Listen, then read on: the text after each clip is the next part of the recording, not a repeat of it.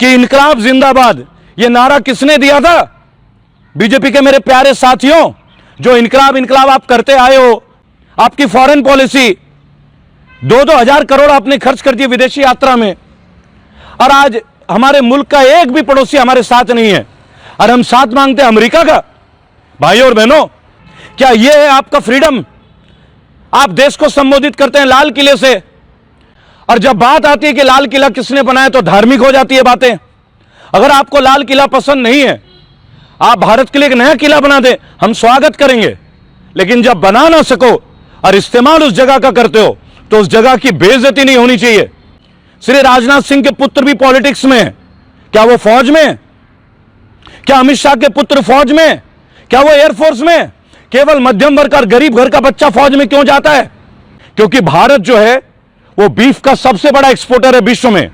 एक तरफ तो आप कहते हैं कि गौ हत्या बैन करो, तो गौ हत्या अगर आपको बैन करनी है तो पहले आप बीफ इंडस्ट्री को बैन कीजिए। बड़े बड़े नेताओं की है ये बीफ इंडस्ट्री, मुझे कहने की जरूरत नहीं, गूगल करके देख लीजिएगा। लेकिन मरता कौन है? अखलाक जैसा एक साधारण व्यक्ति। आप 5 साल के लिए विधायक होते हैं, जीवन भर का पेंशन लेते हैं, और जो लोग 40 साल देश को समर्पित करते हैं, क्या वो देशभक्त नहीं है? आपने उनके पेंशन बंद करवा दिए, उनका पेंशन फिर से शुरू कीजिए। जय हिंद, जय भारत। मैं रेबल सदानंद पति। भाई और बहनों, 15 अगस्त की स्वाधीनता दिवस, स्वतंत्रता दिवस की आप लोगों को हार्दिक शुभकामनाएं। भाई और बहनों, आज बात करेंगे हमारे देश की स्थिति के ऊपर। आज हमारे देश में क्या दौर चल रहा है, बताना चाहूंगा मैं आपको कि आज हमारे देश में क्या दौर चल रहा है। हमारे देश में जो दौर चल रहा है भाई और बहनों, वो ये है कि मैं आपको बताना चाहूंगा कि आज हम क्या देख रहे हैं। कौमी अखंडता के ऊपर बात करेंगे, कौमी अखंडता के ऊपर बात करेंगे। सबसे पूर्णतः मैं ये बात आपसे कहना चाहूंगा, आज पूरे विश्व में भारत को एक अलग नजरिए से देखा जा रहा है। इस गवर्नेंस की वजह से दंगे हो रहे हैं, मॉब लिंचिंग हो रही है। मेरा पहला मुद्दा, माननीय सुप्रीम कोर्ट, आपके ऊपर हमें बहुत भरोसा है, क्यों ना हम गाय को राष्ट्रीय सम्मान घोषित करें। आज तमाम हिंदू, तमाम मुसलमान, तमाम क्रिश्चियन, तमाम सिख समुदाय के, दलित समुदाय के जो लोग हैं, सब चाहते हैं कि आप गाय को राष्ट्रीय सम्मान घोषित कर दें और जितने भी कत्ल खाने वो बंद हो। क्योंकि भारत जो है वो बीफ का सबसे बड़ा एक्सपोर्टर है विश्व में। एक तरफ तो आप कहते हैं कि गौ हत्या बैन करो, तो गौ हत्या अगर आपको बैन करनी है तो पहले आप बीफ इंडस्ट्री को बैन कीजिए। बड़े बड़े नेताओं की है ये बीफ इंडस्ट्री, मुझे कहने की जरूरत नहीं, गूगल करके देख लीजिएगा। लेकिन मरता कौन है? अखलाक जैसा एक साधारण व्यक्ति। लोग शक के दायरे में लोगों को मार देते हैं, गलत है। भाई और बहनों, मैं सभी समुदाय के लोगों से मिलता हूं, सभी का आशीर्वाद प्राप्त है। सभी का कहना है कि रेबल, आप माननीय प्रधानमंत्री से यह आग्रह करें कि गाय को राष्ट्रीय सम्मान डिक्लेयर कर दें और आप एक ही कानून पास करें कि राज्य में कहीं भी गौ हत्या बैन है। लेकिन इसके लिए आपको यह इंडस्ट्री बंद करनी होगी। इंडिया जो सबसे बड़ा बीफ एक्सपोर्टर है, पहले इसे बंद कीजिए, ताकि गाय की वजह से, हमारे गौ माता की वजह से, एक बात है मैं आपसे कहना चाहूंगा, किसी इंसान की हत्या ना हो। हम मानव धर्म को लेकर चलेंगे। मैं किसी धर्म को प्रतीक नहीं मानता, मैं अपने राष्ट्रीयता के ऊपर गर्व महसूस करता हूं। मैं एक भारतीय हूं, भारतीय की तरह जीवित हूं और भारतीय की तरह इस शरीर को त्यागूंगा। भाई और बहनों, आज एक बहुत बड़ा मुद्दा है बीजेपी गवर्नेंस के ऊपर। मैं एक बात कहना चाहूंगा, हम बागी क्यों हुए? माननीय मोदी जी, आपको हमने मौका दिया लगातार 2 बार, आप हमें निराश कर रहे हैं, सिवाय जुमले के कुछ भी नहीं बचा। आज देश हाशिए पे, लोगों पे नौकरी नहीं है, लोग अपने रोजगार के लिए भटक रहे हैं। लेकिन मैं आपसे एक बात कहना चाहूंगा कि आप रोजगार के मुद्दों को लेके अच्छी चीजें मैं आपको बताना चाहूंगा, आप बाकी सारे मुद्दों में आ रहे हैं, आप अपने पॉलिटिकल मैनिफेस्टो को देख रहे हैं, लेकिन क्या आप इस मुद्दे को गौर कर रहे हैं कि देश का युवा सड़कों में क्राइम करता हुआ आ रहा है? क्यों कर रहा है? एमबीए बीटेक वाले लड़के 20-20 लाख रुपए खर्च करते हैं और फिर 10 से 15 हजार की नौकरी के लिए संघर्ष कर रहे हैं। कहां है आपका एम्प्लॉयमेंट एक्सचेंज? कहां है आपका एम्प्लॉयमेंट एक्सचेंज? कहां है आपका एम्प्लॉयमेंट एक्सचेंज? मैं आपसे पूछना चाहूंगा, कितने लोगों को आपने रोजगार दिया है? क्या एक बार आप लोगों में पब्लिश करेंगे? आप बातें करते हैं 370 की, कितने कश्मीरी युवाओं को आपने अब तक रोजगार दिया, इसके बारे में बात कीजिए। और आपका एक एजेंडा था नारी सुरक्षा, बेटी पढ़ाओ बेटी बचाओ। मैं आपसे एक बात पूछना चाहूंगा, क्या आपने नारी सशक्तिकरण के ऊपर काम किया है? भाई और बहनों, आप ये लगा लीजिए, बीजेपी की जो एमपी हैं टोटल वो 303 है और इसमें केवल 41 फीमेल एमपीज हैं बीजेपी के, 13.5%। आप नारी सशक्तिकरण की बात करते हैं और आपकी स्वयं की पार्टी में 13.5% सांसद है महिलाओं में। क्या यह उचित है? क्या आप ये हमारी नारी शक्ति के लिए सम्मान कर रहे हैं? अब एमएलए की बात करें तो आप सोचिए 9% है, महिलाओं की बात कर रहा हूं मैं। अरे ये एडीआर की रिपोर्ट है। और सबसे मजे की बात, बीजेपी के जो नेताओं हैं इनमें 52 नेताओं के ऊपर सीरियस क्राइम है अगेंस्ट वुमेन। कुलदीप सेंगर जी तो एक छोटी सी मसला है। मेरे देश के प्यारे नागरिकों, आप इस बात को गौर से सुनिएगा, 52 लोगों के ऊपर सीरियस केसेस हैं बीजेपी के जो वर्तमान में एमएलए और एमपीज हैं वुमेन के अगेंस्ट, और हम नारी सशक्तिकरण की बातें करते हैं। चलिए कोई बात नहीं, अब बात करते हैं हमारे देश के एक और व्यवस्था के ऊपर जो कि अर्थव्यवस्था। आज हमारी इकोनॉमी कहां जा रही है? आपके मैनिफेस्टो में इकोनॉमी नहीं था क्या? क्या बीजेपी के मैनिफेस्टो में इकोनॉमी नहीं थी? देश के विभिन्न एमएलए और एमपी के खिलाफ आज से बिगुल बज रहा है, आज से बिगुल शुरू है। 1300 आरटीआई, जिन जिन एमएलए ने काम किया नहीं किया उसके पर्चे 1 महीने के अंदर पब्लिक करूंगा। माननीय योगीनाथ जी, आपने कई लोगों के पोस्टर छपवाए मुरादाबाद में, लखनऊ में, सुप्रीम कोर्ट ने इसका खंडन किया, लेकिन हम आरटीआई छपवाएंगे उन नेताओं का, चाहे वो कांग्रेस का हो, चाहे आम आदमी पार्टी का, चाहे समाजवादी पार्टी का, चाहे बीजेपी का हो। इसी से आप जान लीजिए कि रेबल क्या है। इसी आरटीआई को लेकर मैं आपके क्षेत्र में आऊंगा। जो विधायक काम नहीं करता उस विधायक के सारे पर्चे खोलूंगा।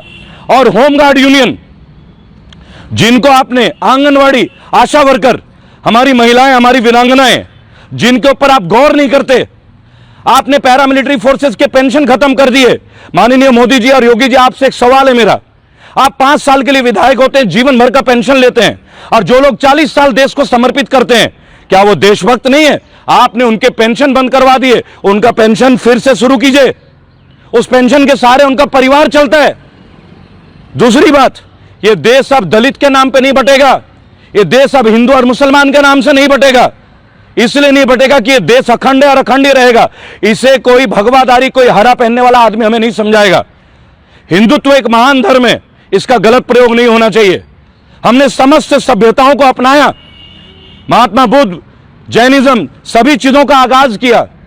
आप देखें हमारे देश की अखंडता के ऊपर, लेकिन नहीं, आप धर्म के ऊपर आते हैं। हम धर्म पे नहीं जाएंगे, हम कर्म पे जाएंगे, क्योंकि गीता में बोला गया कि कर्म ही पूजा है।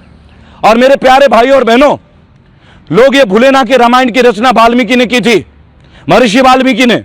मैं मानता हूं, मैं पूछता हूं। और महाभारत की रचना सृष्टि वेद व्यास जी ने की थी। ये कौन है मुझे कहने की कोई आवश्यकता नहीं है। और आज मैं माननीय कांशीराम जी के स्मारक में खड़ा हूं, इको पार्क लखनऊ में।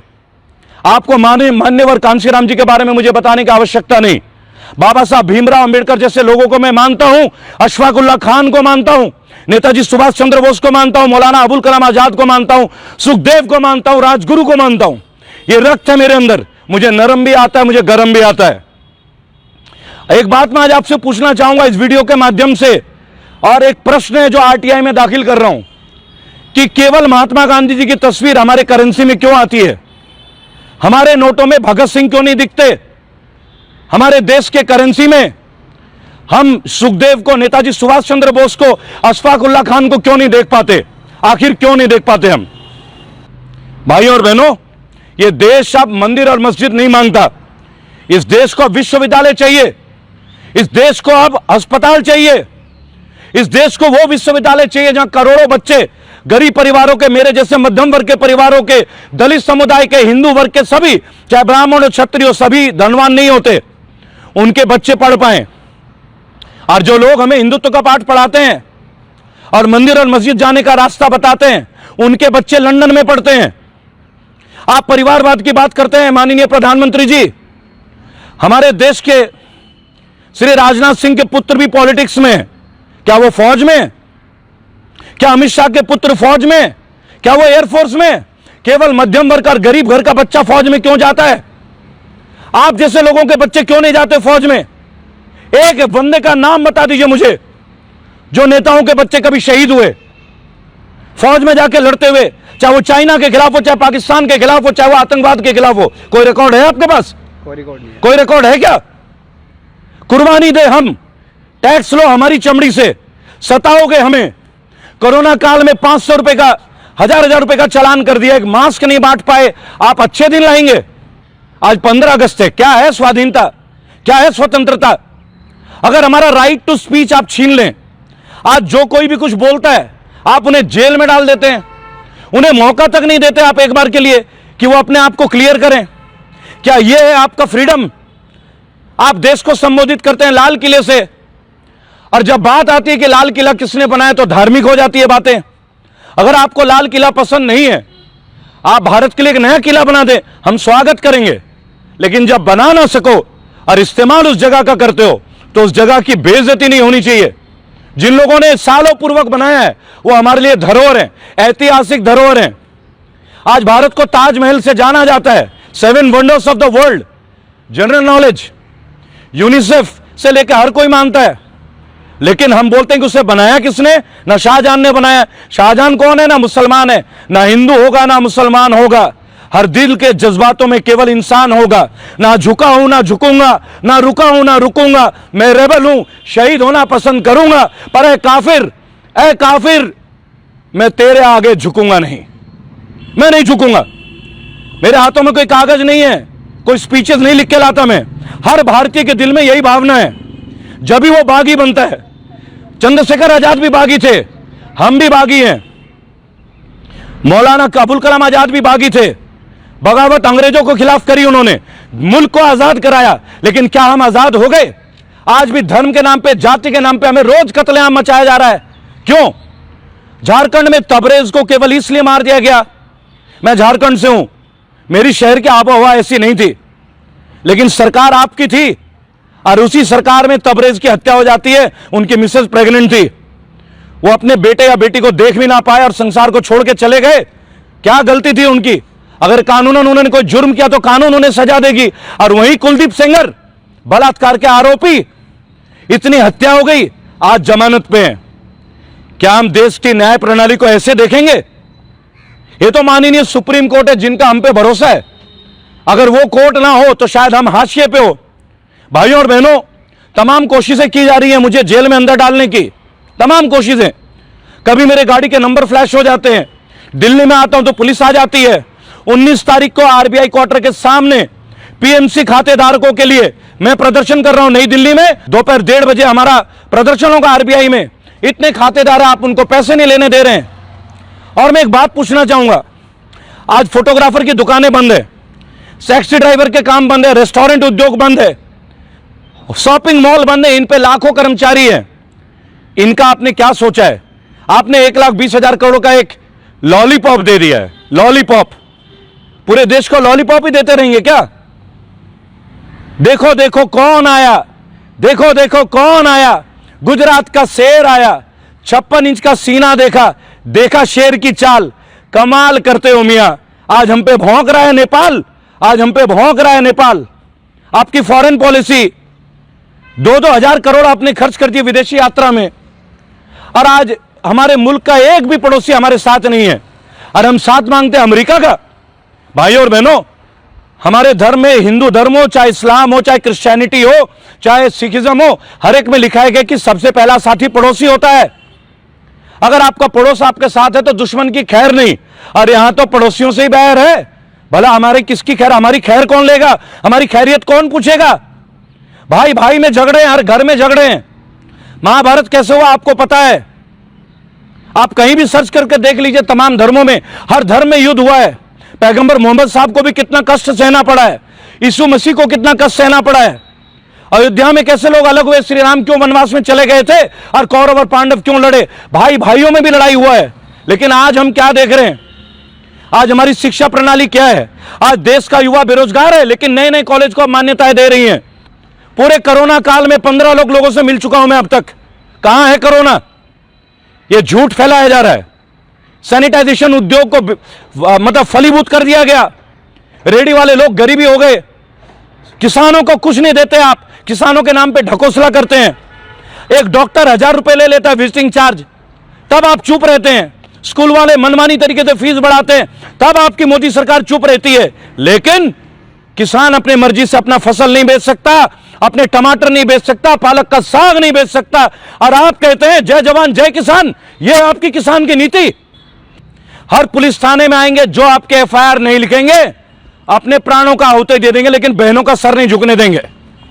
इस देश में जब महिलाएं सुरक्षित नहीं है, पुरुषों का जीने का हक नहीं है। धिक्कार है उस मर्दानगी पे जो औरतों के लिए खड़ा नहीं होता। धिक्कार है उस पार्टी पे जो अपने पार्टी के नेता को निलंबित करने में इतना समय लेती है। धिक्कार है बीजेपी पे, धिक्कार। कुलदीप सेंगर जैसे अमानवीय चेहरे को आपने इतना लंबा समय ले लिया, आज जमानत मिल जाती है, शर्म आनी चाहिए। भाई और बहनों, देश एक नए परिवर्तन का इंतजार कर रहा है। परिवर्तन बिहार से शुरू है कि किसी के हिस्से में दुकान आई, किसी के हिस्से में मकान आई, मैं घर में सबसे छोटा था, मेरे हिस्से में मां आई। यह लखनऊ का मिजाज है। लखनऊ मिजाजों का शहर, आतिथ्य का शहर, तहजीब का शहर। इसीलिए मैं यहां से अपना शुरुआत कर रहा हूं और मुझे यह बात बताने की आवश्यकता नहीं है भाई और बहनों कि इनकलाब जिंदाबाद यह नारा किसने दिया था। बीजेपी के मेरे प्यारे साथियों, जो इनकलाब इनकलाब आप करते आए हो गांधी परिवार के खिलाफ भी, अच्छा किया। कांग्रेस को हटाया, बहुत अच्छा किया, धन्यवाद है आपका। परिवार की जगह नहीं है राजनीति में। परिवार क्या होता है? देश पहले है, देश को परिवार मानिए। एक ही परिवार की माता बहनें सब पीएम सीएम टीएम नहीं चलेगा, चाहे वो कोई भी परिवार क्यों ना हो। यह इनकलाब जिंदाबाद का नारा किसने दिया? हसरत मोहानी जी ने। हसरत मोहानी जी। भाइयों और बहनों, अब हसरत साहब कौन है जरा पता कर लीजिएगा। इनकलाब का नारा तो आप लोग लगा लेते हो। बिहार में सुशासन बाबू बैठे हैं, 70 घाट का पुल 15 दिन में बह जाता है। सुशासन बाबू कहां है आपका सुशासन? लूट की घटनाएं, बलात्कार की घटनाएं, बिहार में क्राइम थम नहीं रहा। और कितने साल चाहिए आपको? मन नहीं भरता क्या? त्याग पत्र दे दीजिए, वैसे भी आपका पद अब आपसे छीना जाएगा। छीन के हक लेंगे। बिहारियों, युद्ध के लिए तैयार हो जाओ। रेबेल तैयार है और मैं हर उस व्यक्ति के लिए तैयार हूं पूरे देश के लिए जो राजनीति में आना चाहते, केवल वो जिनका क्राइम का कोई रिकॉर्ड ना हो, जिनका क्रिमिनल रिकॉर्ड ना हो, जिनका क्राइम से दूर दूर तक रिश्ता ना हो, ताकि देश स्वच्छता के ऊपर आए। मोदी जी, आपने स्वच्छ भारत तो बोल दिया, आपके 54 विधायक और एमपीज के ऊपर, औरतों के ऊपर सीरियस क्राइम के एलिगेशन और मुकदमे चल रहे हैं। यह है आपका स्वच्छ भारत? कितने बलात्कार होंगे? बहनें क्यों नहीं निकलेंगी? बहनें रात के 2 बजे भी निकलेंगी, उनका हक है। यह है हमारा एजेंडा। और बिहार में जो स्वतंत्रता सेनानी के परिवार हैं, बाढ़ पीड़ित क्षेत्र से हैं, उन विधायकों की तो ऐसी की तैसी करेंगे। अब नहीं छोड़ेंगे, इनको चुनाव नहीं जीतने देंगे। अब इन लोगों ने सोच रखा है कि इनकी बपौती है, पहले दादा बनेगा, फिर बेटा बनेगा, फिर पोता बनेगा। क्यों भाई? आसमानी कैंडिडेट उतारते हैं। सनी देओल, धर्मेंद्र, हेमा मालिनी आए हैं क्या लोगों के बीच? कभी आते हैं? देखा है कोरोना काल में तुम्हारा बेटा आता है, तुम्हारा भाई आता है। 15 लाख लोगों से ज्यादा लोगों से मिल चुका हूं अब तक। रोज बुलाओ, रोज आऊंगा। राजनीति नहीं करूंगा, गंदी राजनीति नहीं करने दूंगा। यह देश स्वच्छ था, आजाद नहीं हुए हम, अब इस गवर्नेंस से आजाद करेंगे।